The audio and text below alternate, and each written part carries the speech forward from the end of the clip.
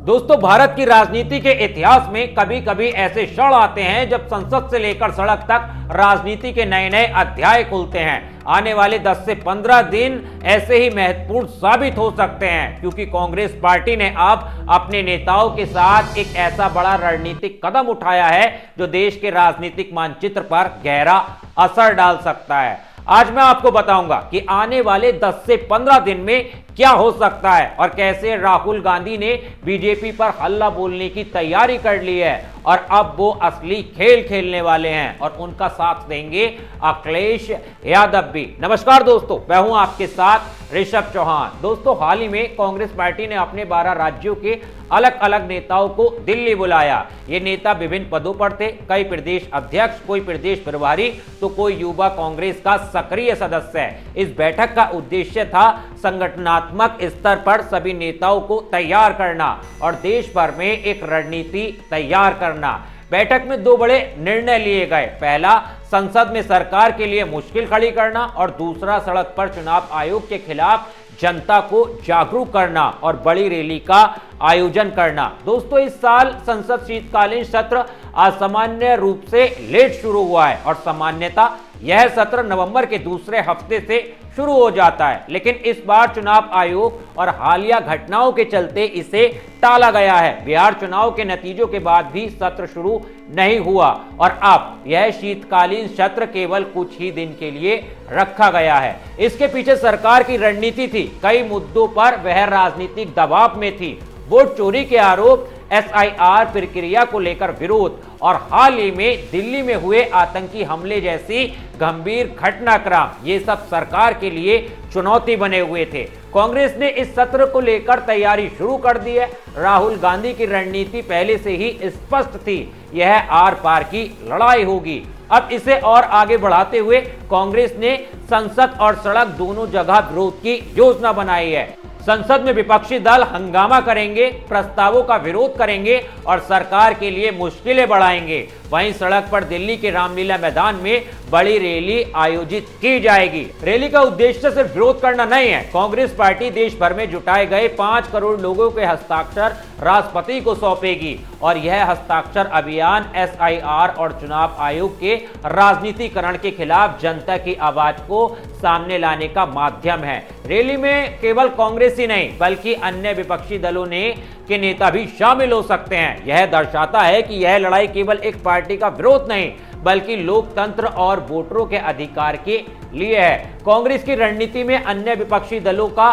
समर्थन भी शामिल है। पश्चिम बंगाल में TMC चुनाव आयोग की SIR प्रक्रिया के खिलाफ लगातार विरोध कर रही है। तमिलनाडु में DMK सुप्रीम कोर्ट जाकर इस मुद्दे को उठाने में सक्रिय रही है और उत्तर प्रदेश में समाजवादी पार्टी ने SIR प्रक्रिया को लेकर लोगों को जागरूक किया है। इसका मतलब है कि संसद के अंदर कांग्रेस का विरोध केवल उसकी पार्टी तक सीमित नहीं रहेगा बल्कि बड़े स्तर पर यहां सहयोग मिलेगा। अब बात करते हैं SIR प्रक्रिया की। कांग्रेस का आरोप है कि इस प्रक्रिया में वोटरों के नाम गलत तरीके से काटे जा रहे हैं। सुप्रीम कोर्ट ने भी चुनाव आयोग को सुधारने के आदेश दिए थे, लेकिन आयोग ने कई सुधारों को लागू नहीं किया। कांग्रेस का मानना है कि SIR के माध्यम से वोटरों के अधिकार छीने जा रहे हैं, इसीलिए उन्होंने देश भर में हस्ताक्षर अभियान शुरू किया है और जनता को जागरूक किया है। संसद से पहले सप्ताह में रैली आयोजित की जाएगी और उसी समय संसद सत्र में भी विरोध शुरू होगा। कांग्रेस ने सभी प्रदेशों के नेताओं को बैठक में शामिल किया ताकि वे रणनीति को साझा कर सकें और एक समान मोर्चा तैयार करें। इस रणनीति के तहत संसद में हंगामा और विरोध प्रस्तावों का सामना, रामलीला मैदान में बड़ी रैली, जनता के हस्ताक्षर राष्ट्रपति को सौंपने, विपक्षी दलों के साथ सहयोग, ये सभी कदम कांग्रेस की तैयारियों का हिस्सा हैं। राहुल गांधी ने पहले ही स्पष्ट किया था कि यह लड़ाई सीधे चुनाव आयोग के खिलाफ होगी। अब कांग्रेस ने इसे एक कदम आगे बढ़ाया है। रैली और संसद में विरोध के माध्यम से न केवल चुनाव आयोग के फैसलों पर दबाव बनाएंगे बल्कि जनता को भी जागरूक करेंगे कि उनके वोट का अधिकार सुरक्षित रहना चाहिए। SIR प्रक्रिया और वोट कटिंग को लेकर विरोध केवल पार्टी का मुद्दा नहीं है बल्कि यह देश भर में लोकतंत्र और मतदाता अधिकार का मुद्दा बन चुका है। कांग्रेस ने अपने हस्ताक्षर अभियान, रैली और संसद में विरोध के माध्यम से इसे पूरी तरह से राष्ट्रीय मुद्दा बना दिया है। उत्तर प्रदेश, पश्चिम बंगाल, तमिलनाडु जैसे बड़े राज्य में विपक्षी दल पहले से ही सक्रिय हैं। बिहार में हुई एसआईआर प्रक्रिया का अध्ययन कर कांग्रेस और अन्य विपक्षी दलों ने निष्कर्ष निकाला है कि वोटरों के नाम टारगेट तरीके से काटे जा रहे हैं और अब अगले चुनाव यूपी में है, इसीलिए अखिलेश यादव भी पूरी ताकत लगा देंगे। बीजेपी पर जो आरोप लग रहे हैं वो साबित भी हो और उन पर एक्शन भी हो। अखिलेश यादव अपनी एक्स पोस्ट में इशारा दे चुके हैं, बिहार में जो खेला सर ने किया है वो पश्चिम बंगाल, तमिलनाडु, यूपी और बाकी जगह अब नहीं हो पाएगा, क्योंकि इस चुनावी साजिश का अब भांडाफोड़ हो चुका है।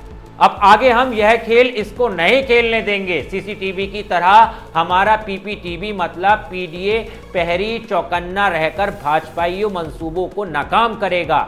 भाजपा दल नहीं छल है। इस तरह का ट्वीट जो है वो अखिलेश यादव ने बिहार चुनाव में हार के बाद तुरंत कर दिया है। दोस्तों, आने वाले दिन इसलिए महत्वपूर्ण है, संसद, एक सत्र, रैली और हस्ताक्षर अभियान, यह सब मिलकर एक नई राजनीतिक गाथा को जन्म देने वाले हैं। कांग्रेस ने स्पष्ट कर दिया है कि यह लड़ाई केवल राजनीतिक विरोध नहीं है, बल्कि लोकतंत्र और जनता के अधिकारों की रक्षा की लड़ाई है। तो दोस्तों, आने वाले हफ्तों में आपको संसद और सड़क दोनों जगह पर राजनीतिक हलचल देखने को मिलेगी।